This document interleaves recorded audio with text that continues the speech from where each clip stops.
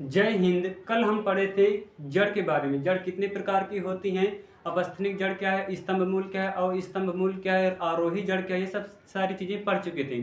आज हम पढ़ेंगे तना के बारे में। अगर आप पिछली वीडियो नहीं देखे हो तो पहले आप उस वीडियो को देख लो ताकि आपको अच्छे से हर टॉपिक समझ में आए। तो चलिए आज हम पढ़ते हैं तना के बारे में।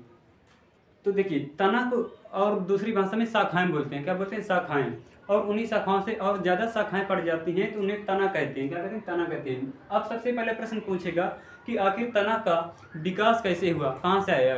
तो तना का जो विकास होता है वो प्रांकुर से होता है। किससे होता है? प्रांकुर से। हमने कल समझाया था कि मान लो क्या है, बीज है। अब इस बीज का जैसे ही धीरे धीरे विकास होगा आगे चलकर, तो उसका कुछ हिस्सा नीचे को जाएगा जिसे हम मूलांकुर कहते हैं, और कुछ हिस्सा ऊपर की ओर जाएगा जिसे हम प्रांकुर कहते हैं। तो विकास जो होता है तना का वो प्रांकुर से होता है, और जो मूलांकुर होता है वो जड़ बन जाता है। यही प्रांकुर आगे चलकर तना बन जाता है। अब हम समझते हैं, दूसरा प्रश्न पूछेगा क्या ये जियोट्रॉफ होता है? जियो मतलब जमीन। क्या तना जो है जमीन के अंदर जाता है? नहीं। नहीं मतलब निगेटिव। अगर तना जमीन के अंदर जाता होता तो जड़ ना बन जाता। तीसरा प्रश्न पूछेगा क्या ये फोटोट्रॉफ होता है? क्या जो तना होता है ऊपर की ओर जाता है? तो हाँ मतलब पॉजिटिव। ये तना जो होता है ऊपर की ओर जाता है। पूछेगा प्रश्न कि इसकी विशेषता क्या है, आखिर पहचाने कैसे कि ये तना है कि जड़ है, कैसे मालूम चलेगा?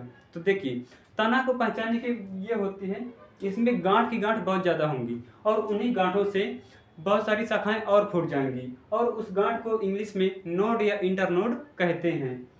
आप लोग स्क्रीनशॉट ले सकते हैं।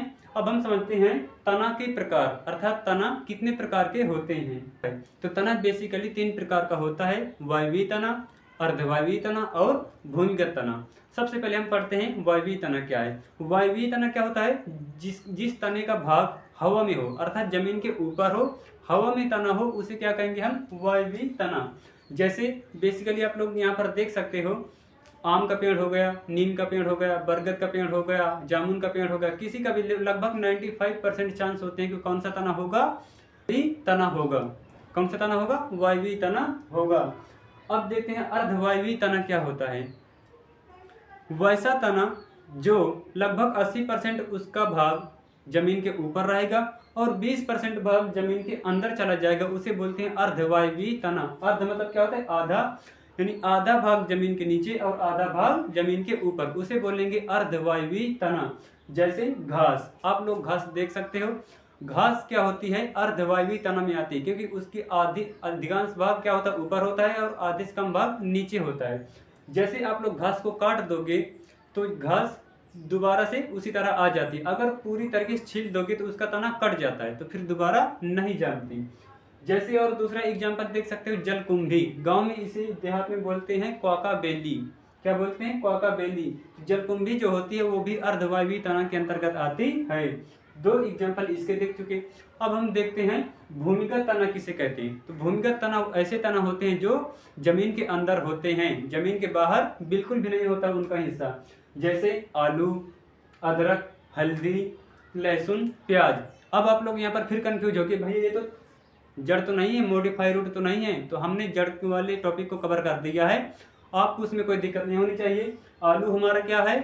तना है। कैसा तना है? भूमिगत तना है। और अदरक भी भूमिगत तना, लहसुन भी भूमिगत तना है। तो आशा करता हूँ ये टॉपिक भी आपको समझ में आया होगा। अब हम देखते हैं इमेज के द्वारा, ताकि और अच्छे से आप लोगों को समझ में आ जाए। देखो, भूमिगत तना को भी 3 श्रृंखला में दे दिया गया है। जैसे कि जिसका खाने वाला भाग ज्यादा होता है उसे बोलते हैं कंद। क्या कहेंगे? कंद। जिसका खाने वाला भाग ज्यादा होता है उसे कहते हैं कंद। जैसे आलू, आलू अधिकांश भाग खा लिया जाता है। दूसरा होता है प्रकंद। प्रकंद क्या है? जिस पर ज्यादा गांठ पाई जाती है उसे कहते हैं प्रकंद। जैसे अदरक हो गया, अदरक में गांठ पाई जाती है। हल्दी हो गई, हल्दी में भी गांठ पाई जाती है। तो ये क्या है? प्रकंद कहते हैं इनको। क्यों? क्योंकि इनमें गांठ ज्यादा पाई जाती है। और जिनमें पानी ज्यादा पाया जाता है उनको बोलते हैं सलकंद। जैसे लहसुन हो गया, प्याज हो गया। आशा करता हूँ आप लोग ये वीडियो समझ गए होंगे। मिलेंगे नेक्स्ट वीडियो में, तब तक के लिए धन्यवाद।